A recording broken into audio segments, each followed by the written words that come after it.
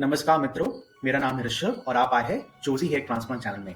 आपका स्वागत है। तो मित्रों, आज मैं बात करूंगा हेयर ट्रांसप्लांट के मिथ्स एंड फैक्ट्स के बारे में।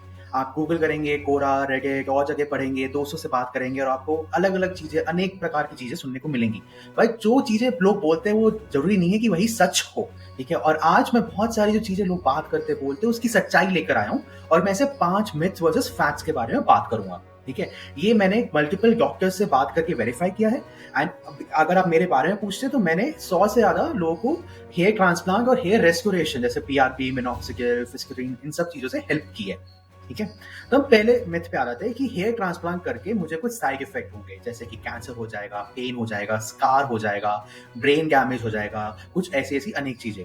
ठीक है, तो इसका सच्चाई ये है कि कुछ साइड इफेक्ट नहीं है हेयर ट्रांसप्लांट का। ठीक है, बिल्कुल नहीं है, बट उसमें एक कंडीशन है जो मैं बाद में आता हूँ। ठीक है, पहली बात तो हेयर ट्रांसप्लांट एक सर्जरी है, ये कभी भूलना मत आप। ठीक है, बहुत लोग क्या करते हैं कि पैसे बचाने के चक्कर में हेयर ट्रांसप्लांट एक लोकल कंपाउंडर या टेक्नीशियन से कराते हैं। वो एक डॉक्टर नहीं होता, एंड वो डॉक्टर नहीं होता तो उसको प्रॉपर प्रोसीजर नहीं पता होता, उसको 80-90% चीज पता होती है, जो इंपॉर्टेंट 10-20% चीज होती है वो नहीं पता होती है। एंड इसकी दुर्भाग्य की बात यह है कि इससे आपको साइड इफेक्ट हो जाता है अगर आप किसी टेक्नीशियन या कंपाउंडर से करा रहे हैं। अगर आप गूगल करेंगे तो आपको रिपोर्ट मिलेंगी कि लोगों की मृत्यु हो जाती है, डेथ हो जाती है। तो ये सब अगर आप एक प्रॉपर डॉक्टर के साथ करेंगे तो नहीं होगा। मैं बताता हूँ क्यों।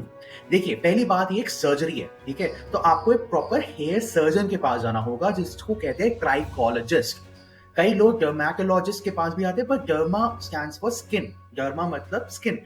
अब डर्मेटोलॉजिस्ट को स्किन आता है, इसका मतलब ये नहीं कि उसको हेयर भी आता हो, जरूरी नहीं है। कईयों को आता है, कईयों को नहीं आता है। ठीक है, तो पहली बात, अगर आप सही डॉक्टर के पास जाएंगे तो आपका एक भी साइड इफेक्ट नहीं होगा। ठीक है, आप किसी के पास भी जाए, कैंसर का तो कोई यहाँ पे सवाल है नहीं क्योंकि आपके पास कोई एक्सपोजर नहीं है कैंसर रिलेटेड कार्सिनोजेनिक मटीरियल्स के पास। ठीक है, दूसरी चीज होती है कि आपका स्कार। देखिए, स्कार तब होता है जब आप FUT कराए, फॉलिकुलर यूनिट ट्रांसफर। ठीक है, अब ये FUT जब कराते हैं तो उसमें क्या करते हैं, एक लंबा सा कट लेते हैं आपके सर के पीछे डोनर एरिया से।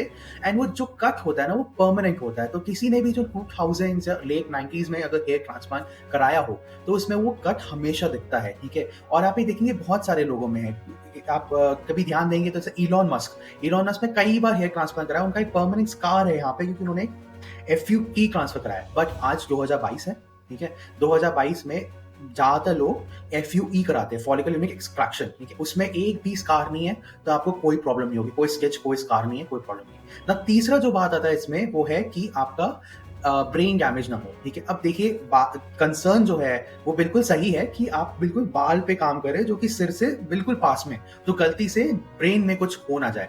इसको दो तरीके सोचने के। पहली बात तो जब ट्रांसप्लांट करते हैं तो इसमें पंच करके आपका फॉलिकल निकालते हैं। ठीक है, और वो कहा जाता है ग्राफ्ट। और ग्राफ्ट क्या होता है, टिपिकली 0.6 to 1 mm का। ठीक है, इसकी डेप्थ भी बहुत कम होती है, इसका कोई रिलेशन नहीं होता। कोई आप एक अच्छे डॉक्टर के पास जाएंगे ना तो इनफैक्ट वो एक इंजेक्शन लगाते हैं पहले, जिससे कि आपकी जो स्किन है यहाँ पे, टू बी प्रिसाइज स्कैल्प, वो फूल जाए। ठीक है, और फूल जाती है तो वो एक्सट्रैक्ट करना ज्यादा आसान हो जाता है। ठीक है, एक प्रॉपर डॉक्टर करेगा ये। ठीक है, दूसरी इसमें बात आ जाती है एनेस्थीसिया की। देखिए, पंच कर रहे हैं, कट लगा रहे हैं, तो पेन तो होगा। तो पेन रोकने के लिए क्या करते हैं, लोकल एनेस्थीसिया लगाते हैं। ठीक है, और एक एनेस्थीसिया लगाने के लिए प्रॉपर एनेस्थीसिया चाहिए होता है जिसने कि एनेस्थीसिया सीखा हो। अगर आपने जरूरत से ज्यादा एनेस्थीसिया लगा दिया तो देन आपका कुछ प्रॉब्लम हो सकता है। अगर आपने जरूरत से कम लगाया हो तो आपको बहुत पेन फील होगा। तो अगर आप किसी लोकल टेक्नीशियन या किसी कंपाउंडर से हेयर ट्रांसफर कराएंगे तो उसमें क्या होगा कि वो कम तो नहीं करेंगे क्योंकि उनको पता है कि पेन तो इमीडिएटली पता चलता है। वो गलती कर रहे थे, कई बार ज्यादा एनेस्थीसिया दे रहे थे, और अगर बहुत ज्यादा एनेस्थीसिया दे दिया तो फिर आपको थोड़ा इफेक्ट हो सकता है। तो मैं तो यही रेकमेंड करूंगा कि आप प्लीज एक डॉक्टर से कराइए। ठीक है, और डॉक्टर सर्जरी कराइए, नहीं कि डॉक्टर केवल कंसल्टेशन कर रहा है। एंड वो डॉक्टर भी ट्राइकोलॉजी वाला होना चाहिए। इसमें एक और चीज होती है कि इन्फेक्शन हो जाते हैं कई बार लोगों को। ठीक है, क्योंकि देखो, घाव किया है, अब घाव में खून निकला है, वहां पे बैक्टीरिया लग गया तो इन्फेक्शन तो होगा। उसमें यही मेरी कहना होगा कि आप एक प्रॉपर सर्जन से कराएंगे तो वो प्रॉपर उसने आपका सैनिटाइज करेगा, सैनिटाइजेशन प्रोसेस है, आपको कुछ नहीं होना चाहिए। तो इसमें पहली बात है कि देखो, जो मिथ जो भी मैं बता रहा हूँ उसके कुछ रीजन है कि लोग ऐसा क्यों बोलते हैं। ठीक है, वो मैं रीजन एक्सप्लेन करके बता रहा हूँ कि अगर आप प्रॉपर प्रोसेस करेंगे तो आपको कोई भी साइड इफेक्ट नहीं होगा। ठीक है, पहला मिथ तो ये था, हेयर ट्रांसप्लांट में साइड इफेक्ट। दूसरा मिथ जो मैं आजकल बहुत सुनता हूं वो है कि गेट अनलिमिटेड हेयर ट्रांसप्लांट। ठीक है, कि जितने हेयर ट्रांसप्लांट कराना है कराओ। देखिए ये बिल्कुल सच नहीं है, ठीक है? आप अगर हेयर ट्रांसप्लांट का प्रोसेस सोचेंगे तो पीछे एक डोनर एरिया होता है और फ्रंट में आपका बॉल्डिंग एरिया होता है, ठीक है? जहाँ से आप गंजे हो रहे हैं, ठीक है? और सीधा-सीधा ये होता है कि पीछे डोनर एरिया से आपके ग्राफ्ट निकालते हैं और आगे बॉल्डिंग या गंजे वाले एरिया पे लगाते हैं, ठीक है? अब डोनर एरिया में लिमिटेड नंबर ऑफ फॉलिकल्स ही है, वहाँ पे अनलिमिटेड नहीं है, ठीक है? इनफैक्ट हम तो ये कहेंगे कि आपका 4 से 5,000, ठीक है, इतने ग्राफ्ट अगर निकले उससे ज्यादा मत कराइए। अगर आपने बहुत ज्यादा ग्राफ्ट निकलवा दिए तो आपका ये हो सकता है कि आपके पीछे डोनर एरिया में बाल कम हो जाए और आप पीछे जो डोनर एरिया है वहां पे आप थोड़े गंजे लगने लग जाए। तो ये बहुत इंपॉर्टेंट है। डोंट थिंक कि unlimited graft is great. Unlimited graft तब सही होता है जब प्राइसिंग में आपको डिस्काउंट मिल जाए। टिपिकली आपको चाहिए थे 4,000 ग्राफ्ट, ठीक है, बट आपको जो प्राइसिंग मिल रही थी वो मिल रही थी बहुत ज्यादा, पर अनलिमिटेड में आपको कम मिल गए, तब आप अनलिमिटेड ले सकते हैं प्राइसिंग के हिसाब से।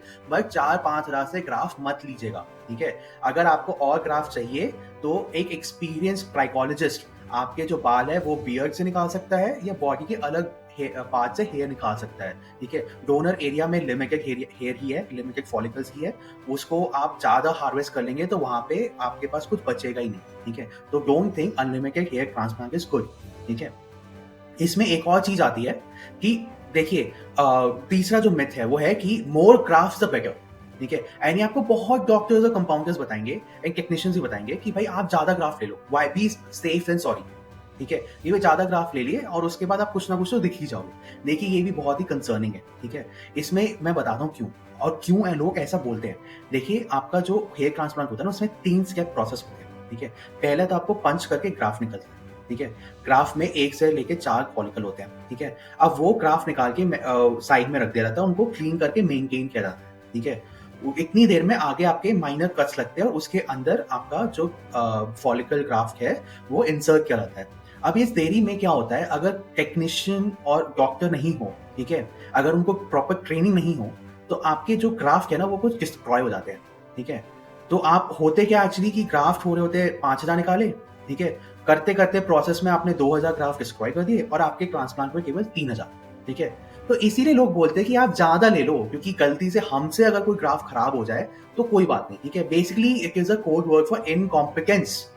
लोगों को ढंग से करना नहीं आता इसलिए वो बोलते हैं आप ज्यादा ग्राफ लो, ठीक है? आप एक प्रॉपर डॉक्टर के पास जाएंगे, वो कम ग्राफ बताएगा, वो ग्राफ नहीं डिस्ट्रॉय होने देगा और आपका ट्रांसप्लांट बिल्कुल सक्सेसफुल रहेगा, ठीक है? इसमें एक और चीज है, प्राइसिंग आजकल पर ग्राफ्ट होती है, ठीक है? और आपको बोलते रहे ज्यादा ग्राफ लो तो ज्यादा पैसे भी कमा रहे हैं। तो देखिए ये सब चीजें हैं आपसे ज्यादा पैसे निकलवाने के लिए और खुद की इनकॉम्पिटेंस छुपाने के लिए, ठीक है? तो अगेन मैं बोलूंगा कि आप एक प्रॉपर ट्राइकोलॉजिस्ट सर्जन से ही आप कराइए, और अगर आपके लोकल में कोई ट्राइकोलॉजिस्ट सर्जन नहीं मिल रहा है तो आप मुझसे बात कर सकते हैं, आप कमेंट करिए और मैं आपको बताऊंगा कि कौन आपके पास है जिनसे आप जांच के आपको अच्छा एक्सपीरियंस हो।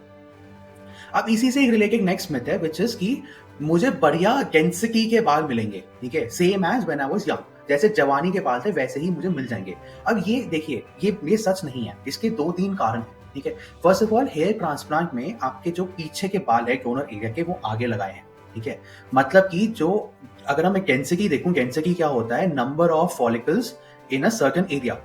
अब यहाँ पे एरिया तो सेम है, बल्कि एरिया मैंने बढ़ा दिया, मैंने डोनर एरिया से करके मैं आगे के बॉल्डिंग या गंजे एरिया पे भी लगा रहा हूँ, ठीक है? ठीक है ना? तो आपका एरिया बढ़ गया, नंबर ऑफ फॉलिकल्स तो सेम है। आपके ह्यूमन जो हेयर है वो नंबर ऑफ फॉलिकल्स नहीं बढ़ते, ठीक है, वो उतने ही रहते हैं, ठीक है? तो आपका जो सेम डेंसिटी होना बहुत मुश्किल है, ठीक है? जवानी ऐसे बाल होना तो नहीं हो पाएगा, ठीक है? इनफैक्ट आप हेयर ट्रांसप्लांट करेंगे तो मैं सच्चाई बता रहा हूँ आपको हेयर ट्रांसप्लांट की, आपको ये नहीं कि आप जैसे ही बाल रखे आप बढ़िया दिखेंगे, आपको थोड़ा स्मार्टली बाल का कंघी करना पड़ेगा जिससे कि आप बिल्कुल बढ़िया जवानी दिखेगी। थोड़ा एक प्ले होता है इल्यूजन का, ठीक है? तो इसलिए जो भी बिफोर आफ्टर होते हैं ना उसमें ध्यान से देखिएगा। अब इसमें 3 और 1-2 चीज बता देता हूँ। पहली बात तो अगर आपको और फॉलिकल चाहिए, ठीक है, तो आप एक काम तो कर सकते हैं कि आप बियर्ड या बॉडी हेयर के फॉलिकल लगा सकते हैं, ठीक है? उससे क्या हो गया, मैंने सेम एरिया पे एडिशनल फॉलिकल लगा दिया, डेंसिटी बढ़ गई, ठीक है? पर उसमें क्या है कि वो सेम तरह का बाल नहीं होता, ठीक है? तो वो इसलिए मजा नहीं आता, ठीक है? मेरे पास एक दूसरा सोल्यूशन है, ये कहते हैं सेलिब्रिटी FUE। इसमें एक चीज यूज करते हैं called SCM, scalp micro pigmentation. अब इसमें कहते हैं कि जहां पे भी आपका फॉलिकल लगाया है, ठीक है, वहां पे बिल्कुल माइक्रो पिगमेंट लगाने लग जाते हैं, ठीक है, स्कैल्प के ऊपर, जो स्किन है उसके ऊपर, ठीक है? और ये जो माइक्रो पिगमेंटेशन जो लगाते हैं स्कैल्प पे, ठीक है, इससे एक इल्यूजन होता है कि जहां पे बाल नहीं भी था वहां पे लगता है बाल है, क्योंकि एक काला डॉट लगा हुआ है, काला बिंदी लगी हुई है, ठीक है? ये सारे जो सेलिब्रिटी होते हैं ना वो SCM जरूर कराते हैं। तो इसकी खूबी ये है कि अगर आप मेरा फोटो ले ले और सपोज मैंने हेयर ट्रांसप्लांट कराया यहाँ पे, ठीक है, अगर मैंने यहाँ पे हेयर ट्रांसप्लांट कराया होता और आपने मेरी फोटो ली होती, तो अगर आप एससीएम कराते हैं, तो अगर मैं ज़ूम इन करूँगा, तब भी मुझे इल्यूज़न आएगा कि डेंसिटी बहुत हाई है, ठीक है? तो अगर आपको वही सेम डेंसिटी जवानी वाले बाल दिखाने हैं, हो तो नहीं सकते पर आपको दिखाने हैं, तो आपको एक सेलिब्रिटी एफयू ही कराना पड़ेगा और उसमें डॉक्टर से पूछना पड़ेगा कि उनको एससीएम आता है क्या या नहीं। एससीएम होता है स्कैल्प माइक्रो पिगमेंटेशन, एंड इसमें भी इंपॉर्टेंट चीज है, ये समझ लीजिए माइक्रो टैटू टाइप है। अब इसमें जो है ये प्रॉपर प्रोसीजर होता है, ये एक प्रॉपर डॉक्टर के अंदर ही कराना। क्यों? क्योंकि आपके जो स्कैल्प होती है ना, क्योंकि वहां पे ट्रांसप्लांट थोड़ी नाजुक होती है, आपने अगर वहां नाजुक स्किन पे ज्यादा जोर से कर दिया तो वहां पे फिर से इन्फेक्शन के कारण है। तो आप एक प्रॉपर ट्राइकोलॉजिस्ट सर्जन के साथ ही कराना ये। पांचवी चीज बताता हूँ जो कि लोगों को बहुत लगता है कि हेयर ट्रांसप्लांट बहुत महंगा है, ठीक है, और ये सच्चाई से दूर है। मैं इसके कई कारण बताता हूँ। देखिए, पहली बात तो अगर आप बालों की केयर करते हैं, अगर आप बाल अच्छे चाहते हैं, ठीक है, तो उसमें क्या होता है, करीब 50 से 60% इंडियंस को एक चीज होती है मेल पैटर्न बॉल्डनेस। मतलब कि उनके जीन्स में है कि वो आपके बाल गिरेंगे, आप उसको रोक ही नहीं सकते। आप कुछ भी दवाई खा लो, आप मिनॉक्सिडिल लगा लो, आप तेल लगा लो, आप जड़ी बूटी ले लो, आपके वो बाल गिरेंगे, ठीक है। और इसमें एक ही सोल्यूशन है जो कि हेयर ट्रांसप्लांट।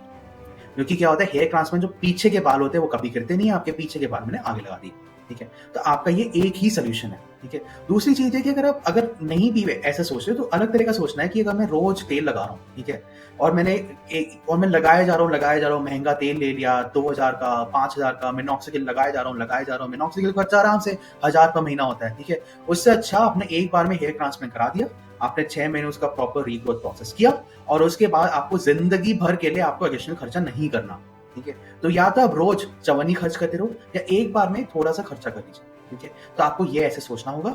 और अगर आपको लगे कि आपके पास का हेयर ट्रांसप्लांट वाला महंगा है डॉक्टर, तो मेरे से बात करिए, मैं डॉक्टर्स को जानता हूँ पूरे इंडिया में, ठीक है। मैं आपकी बात करवाऊंगा, मैं आपके लिए स्पेशल डिस्काउंट की रेट दूंगा। तो अगर आपको मेरे साथ डिस्काउंट की रेट चाहिए, अगर आपको एक प्रॉपर ट्राइकोलॉजी सर्जन के साथ कराना है और अच्छा एक्सपीरियंस चाहिए, तो प्लीज कमेंट करिए, सब्सक्राइब करिए और इस वीडियो को लाइक करिए। इससे मेरी बहुत हेल्प होती है और मैं आपका शुक्रिया करता हूँ। धन्यवाद।